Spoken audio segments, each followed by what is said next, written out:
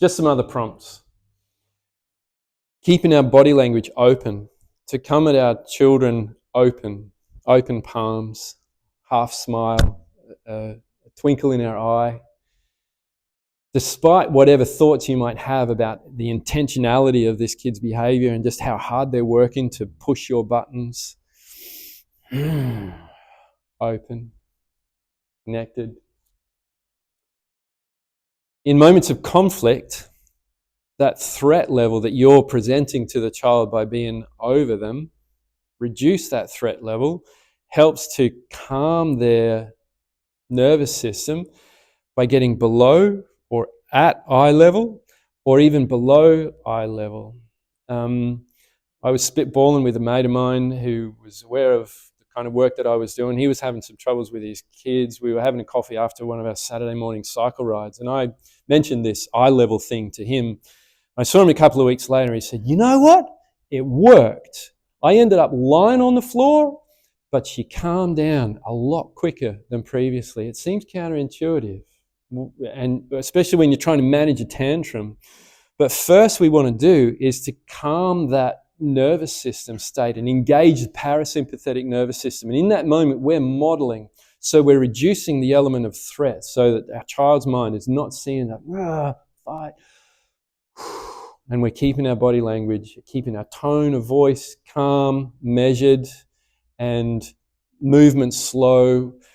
And we're reducing any kind of imagined threat. I know, they know, you know that you're a safe person, but the automatic emotional center of the brain doesn't know.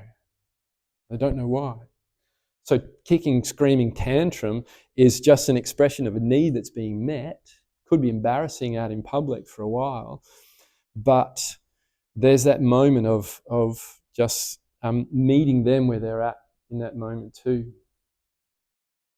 Sometimes it can be really tiresome listening to the litany of troubles that our kids are telling us, and she did this and she did that, and we're wanting to intervene, we're wanting to fix it, so we talk over the top. Well, you shouldn't have. Well, you should just do that because you did it first. I mean, this is us up in our thinking brain trying to rationalize it. Shouldn't have done that in the first place. That's not what our kids are needing in that moment.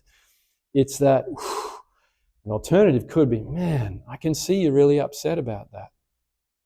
We don't have to solve anything in that moment. You really know how to tell me how upset you are. Gosh, you sound really upset. And thank you for telling me how angry you are. You don't have to solve anything in that moment. You can find your own way of doing this, yeah? Does this make sense?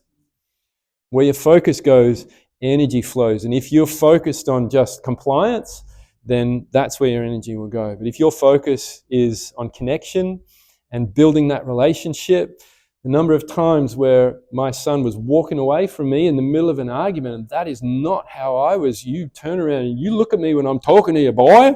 That's what I had from my dad. It was all I could do to stop.